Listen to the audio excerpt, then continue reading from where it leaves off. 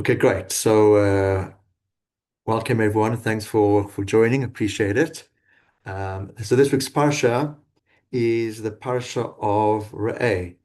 And in this Parsha, we have quite a wide range of topics being discussed. The Parsha begins with a choice between blessing and curse. It speaks about the mitzvah to destroy idolatry. It speaks about the centrality and centralization of Jewish worship, the laws of false prophets, the prohibition against imitating the pagan mourning practices. We have also the laws of kosher animals, the mitzvah of tzedakah, the release of loans in the Shemitah, in the sabbatical year. We also have mention of the Hebrew servant. And towards the end of the parsha, we read of the Shalosh Regalim, the three pilgrim festivals, namely Pesach, Shavuot, and Sukkot. And I want to try weave into all the various topics that hopefully we'll be able to cover in the next 30 minutes or so, how it relates to that very first word of the Parsha, Ra'eh, which means to see. Okay.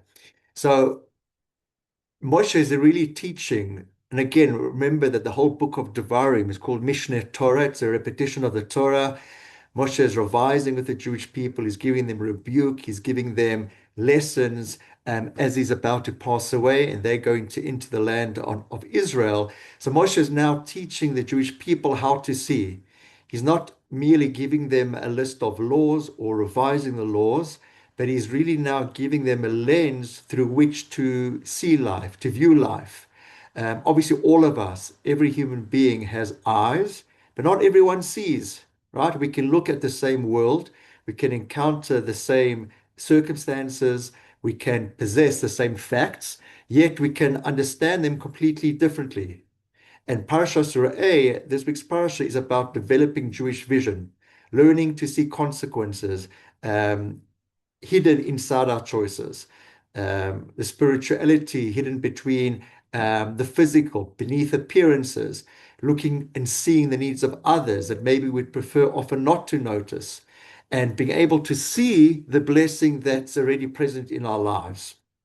So let's start with the first point, and that is Ra'eh Anochi noten lifnechem hayom bracha uklala. See, I place before you today bracha, a blessing, klala, a curse. And the simple explanation is that the blessing will come if the Jewish people will listen to the commandments of Hashem. And conversely, God forbid, the curse will follow if they turn away from Hashem's words and follow other gods. Now, we need to notice several striking things straight away. Firstly, why does Moshe say see? Why does he use the word ra'eh, see, a blessing and a curse? They're not necessarily visible objects. We could have expected him to say listen. How many times in the Torah do we have the verb shema? Or he could have used the verb understand or know. Why does it say ra'eh? Secondly, why does the command move from the singular to the plural? So it and it says Ra'eh, see in the singular, one individual, and then it says that I've placed before Lifnechem, before you in the plural. So the Torah begins first by addressing the individual and then immediately addresses the nation. So that's the second issue that we need to try unpack. And the third one is Moshe says Hayom, today. Why emphasize today? These words were spoken obviously thousands of years ago, and yet whenever the Torah is read, it says the choice is being placed before us today, Hayom. So the Sfas Emes, in fact, amongst others, explains that spiritual life depends on freshness. A person must hear the call of Torah as though it was being addressed to him today. If you think one of the great dangers in religious life is that everything can, so to speak, be yesterday's news. But we know what Shabbos is. We've experienced that. We've heard the same tefillot. We've gone to the same services. We've gone through the same parsha every year. And we might continue to observe, but the sense of uniqueness, that encounter, that first encounter can fade.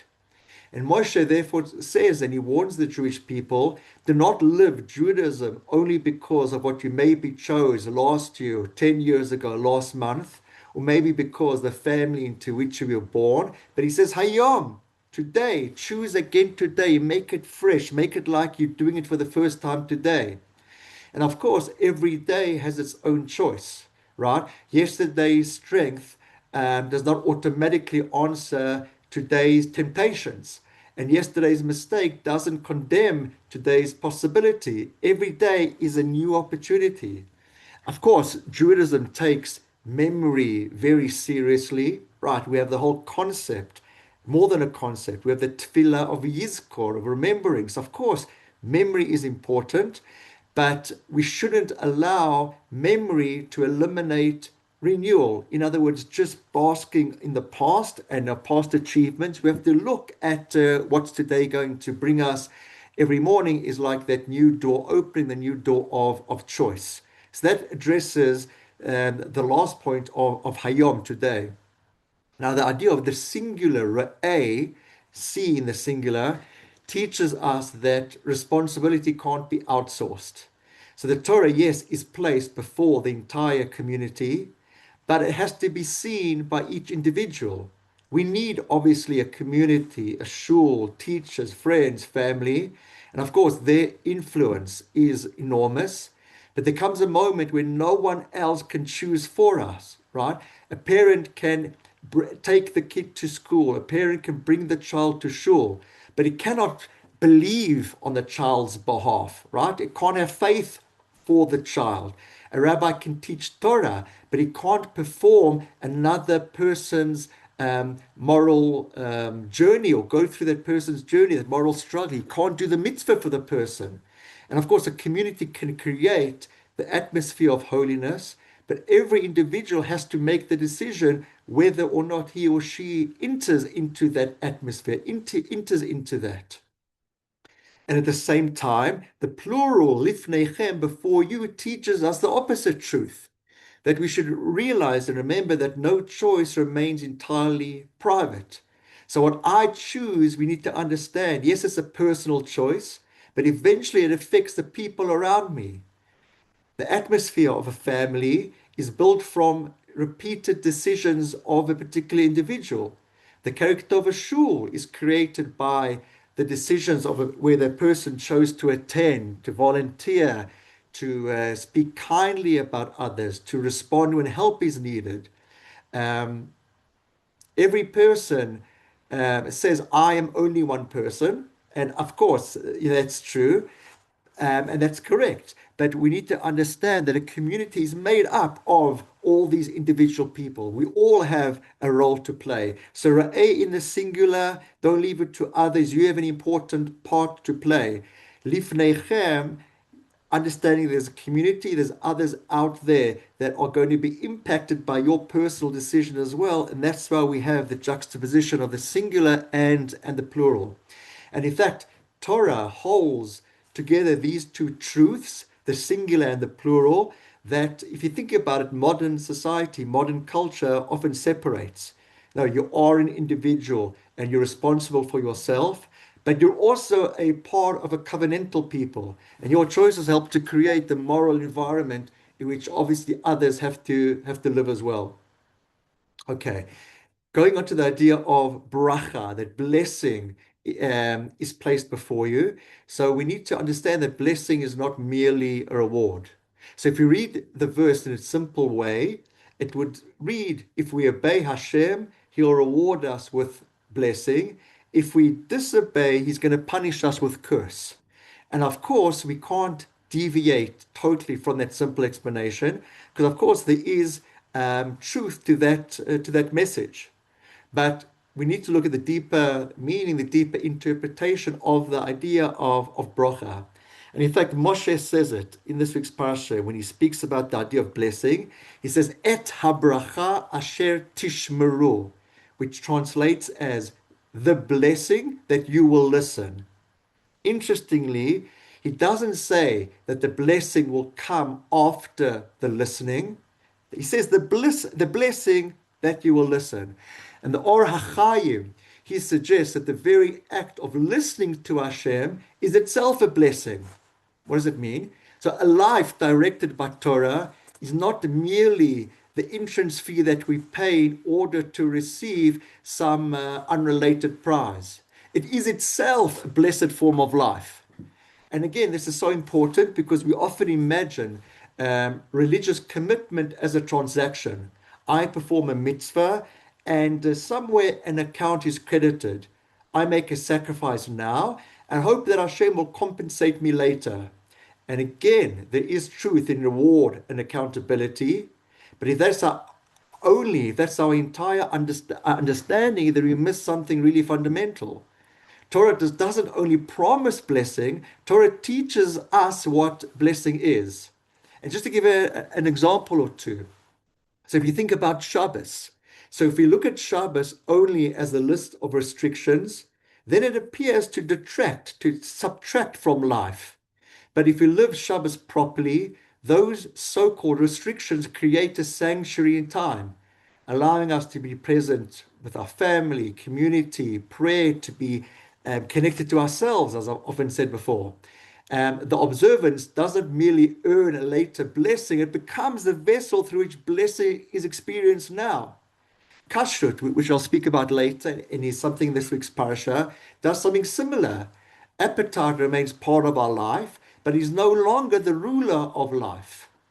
And the blessing of Torah is that it gives shape, it gives meaning, it gives direction to ordinary existence. It tells us that time can be sanctified, food can be elevated, money can become tzedakah, a home can become a place of hospitality. A blessing is not always that life becomes easier, right? Sometimes a mitzvah makes life more demanding. But the blessing is that life becomes deeper, life becomes more meaningful. And again, let's just go into the concept of see. Why does Moshe use the term see? And the Kli Yakar, one of the famous biblical commentators, he notes that people are often misled because of the consequences of good and evil that don't often appear immediately, right? A destructive choice can be very pleasurable in the short term, while a noble choice can be very difficult. And if blessings and curse were always instantly visible, moral choice would be easy, right? No one would ever think of doing something wrong if a lightning bolt would automatically come down from heaven and strike them down, God forbid, right? It's not the case. Moshe tells us, therefore, that we need to look more deeply. We need to see more deeply. To not only evaluate the choice only by what happens in that particular moment, but see where it leads. Some roads begin smoothly and end in emptiness. Other roads begin with effort and lead to something so much more fulfilling and true joy. And this is obviously true in every area of life, right? One dishonest business decision, yes, might create an immediate advantage, but also changes the person who made that decision, right? The second act becomes easier. The boundaries move. One begins living with the fear of exposure. Am I going to be found out? What's going to happen? And obviously the opposite, integrity can cost money at that moment, but it builds a name, it builds a character. It allows you to look yourself in the mirror and you don't have to live with shame, God forbid, or live with guilt. And of course, this applies equally, maybe even more so, to relationships, right? A sharp comment to someone can feel very satisfying in that moment. Wow, I showed that person who's boss. I put him, or I put her in her place. So we've won the exchange.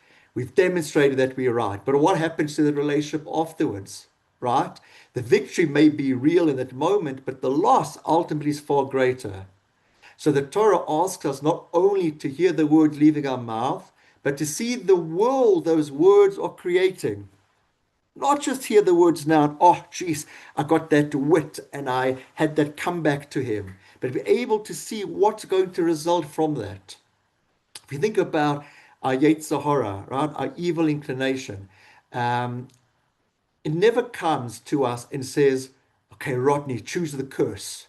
It says choose convenience. It says choose what everyone else is doing. It says, you deserve it. Choose what you deserve.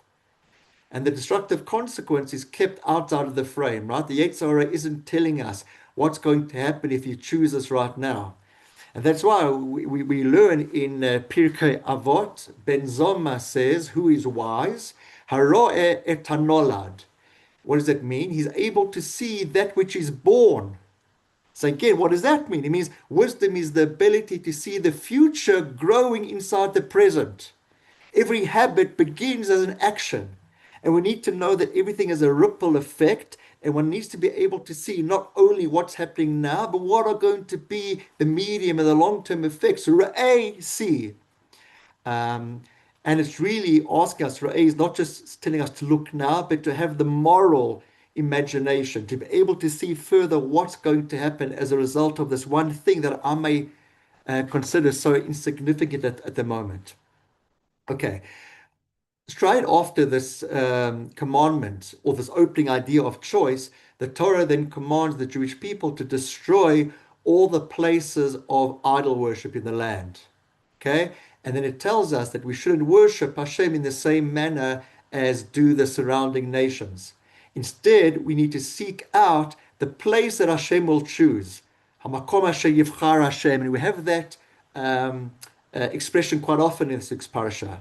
So the question that you maybe ask is, why does the Torah move from the topic of personal choice to geography? Where are the idols, and to the concept of worship? And again, the idea I think is quite an important one, is that the concept of Ra'eh, our vision is shaped by environment. We like to imagine that we're entirely independent thinkers. We tell ourselves that we can surround ourselves with any image, any message, any values, and remain unaffected by it or by them. And the Torah is obviously less naive. The Torah tells us that what we repeatedly see becomes normal. And what becomes normal eventually becomes acceptable. And what becomes acceptable then becomes desirable. And idolatry isn't just a theological error, it's a way of seeing reality. The idolatry takes one force, wealth, power, beauty, and treats it as absolute. And if you think today, modern idols, and there are modern idols, they're more sophisticated, they're more demanding. Career, money, technology, they can obviously all serve good. But again, if it becomes absolute, well, what are we sacrificing to that altar, so to speak? And on a personal level, we need to be able to examine the geography, or maybe I can even say the architecture of our lives. Which environments are good for us? Which environments make us smaller? Which habits weaken our concentration or our gratitude or our modesty? And which spaces, conversely, help us remember who we are and who we want to be? Of course, we can't control every influence, every stimulus. And Hashem and Judaism doesn't ask us to flee from the world, quite the opposite. But Hashem does expect us to create sacred spaces within the world. A Jewish home has a mezuzah on the door. We've got Torah books on the shelves. We've got Shabbos around the table. Those are the sacred environments that create for ourselves. And as I said, we have the expression, the place that Hashem will choose. That phrase appears so often in this parsha, because again, we should understand that we shouldn't create holiness entirely on our own terms. And we need to seek the place that Hashem chooses.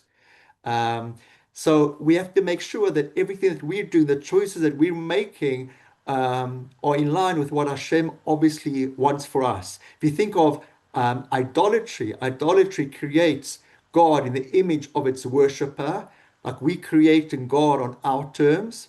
Judaism asks the worshipper, asks us as Jews to grow in response to the will of Hashem. What is the image of Hashem, so to speak? Chesed and all the attributes we give to Hashem, we need to emulate that. Okay, I want to quickly go through the concept of kashrut. Again, in this week's parsha, we know it speaks about the signs of kosher animals, non-kosher animals, fish and birds. Um, and again, the placement isn't accidental. After telling us that we are holy people, the Torah explains that holiness even enters the most physical part of life, which is eating. We know all creatures, all living creatures have to eat, but we have the ability to decide how we're going to eat. What are we going to eat? Are we going to turn appetite into gratitude?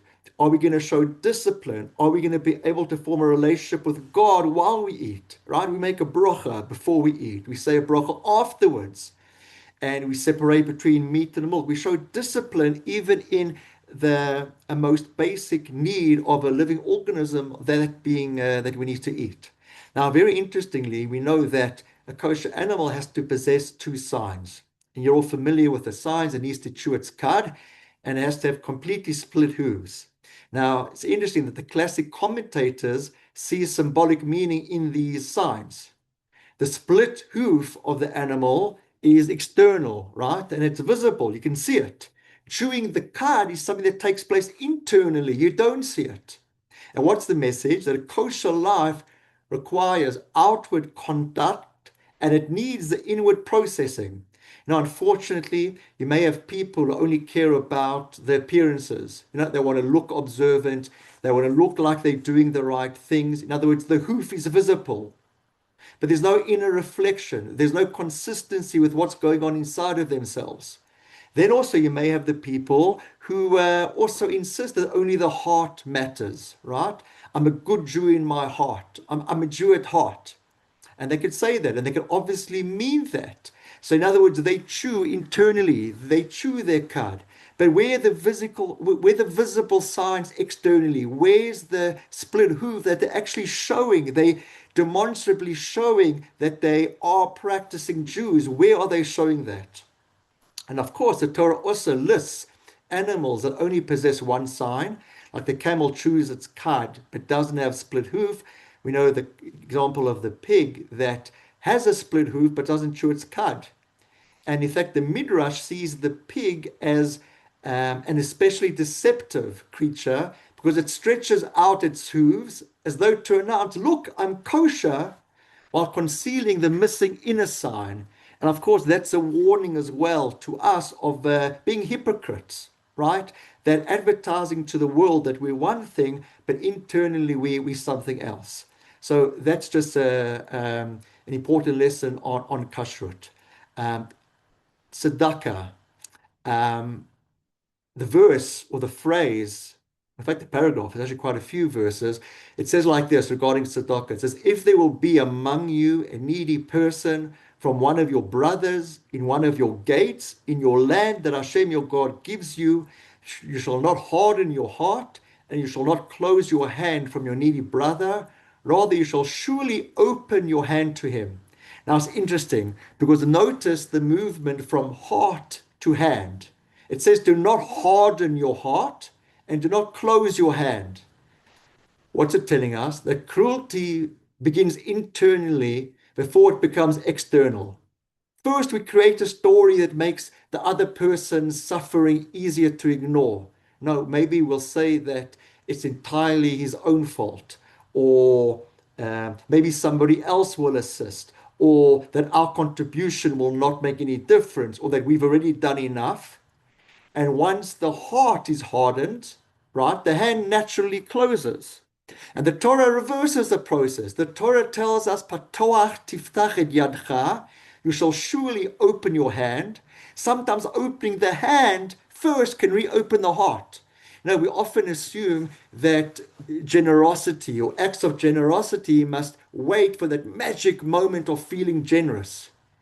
And Judaism frequently teaches us the opposite. Perform the act. Just do, even before thinking, and then allow the heart to follow. Give, visit, call, invite, help, and of course, repeated actions educates emotion and makes us into that person. Again, it goes back to our foundation as Jews. Na'aseh, let us first do, v'nishma, and then let it be internalized.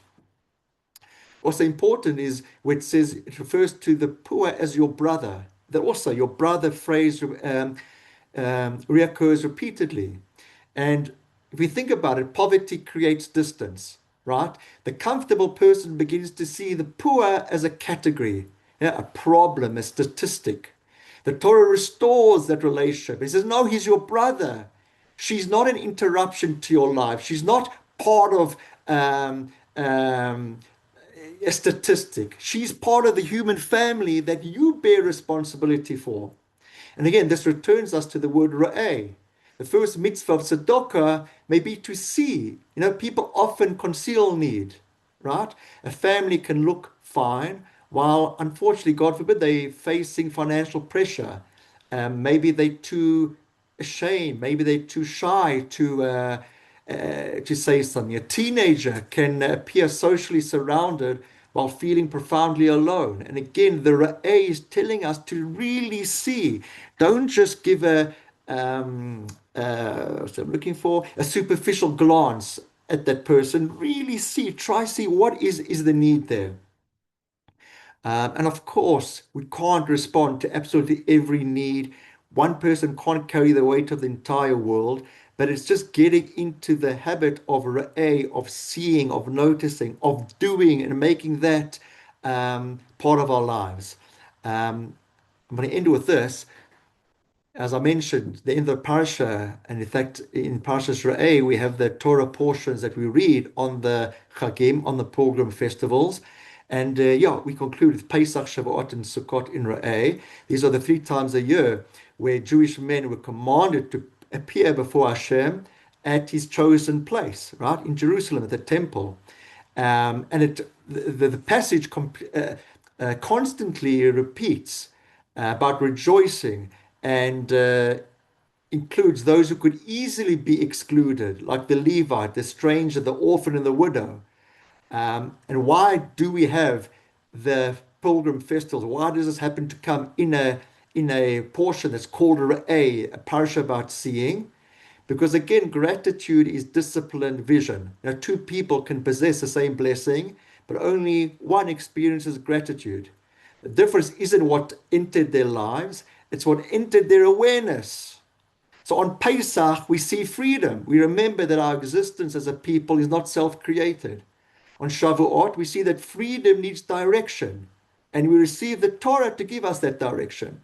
On Sukkot, the festival of harvest, we see that material security remains fragile and that the walls surrounding us are not the ultimate source of protection, but obviously Hashem is. And each festival corrects a different visual illusion. Pesach corrects the illusion that the present is inevitable. History can change, and slaves, as we were in Egypt, can become free. Shavuot corrects the illusion that freedom means having no obligations. The highest freedom is the ability to bind oneself to truth, to meaning, to purpose. Sukkot corrects the illusion that possessions make us non-vulnerable or invulnerable, whichever is the right term. We leave the solid house, we enter the fragile sukkah and discover that joy doesn't require the illusion of total control. And the Torah says regarding Shavuot and Sukkot, you shall rejoice before Hashem. You, your son, your daughter, your servant, your maidservant, and goes on and on. It includes the stranger, the orphan, the widow, to tell us that Jewish joy is never entirely private. If my celebration depends upon not seeing the lonely person outside it, the Torah considers my vision defective. The Torah would say that my celebration, my happiness is not true happiness. Um, the Torah concludes in its idea when it speaks about the Shalosh Regalim, that when you appear before Hashem, you shouldn't appear empty-handed. Each person according to the gift of his hand, according to the blessing that Hashem your God has given you. That's the phrase, that's the verse.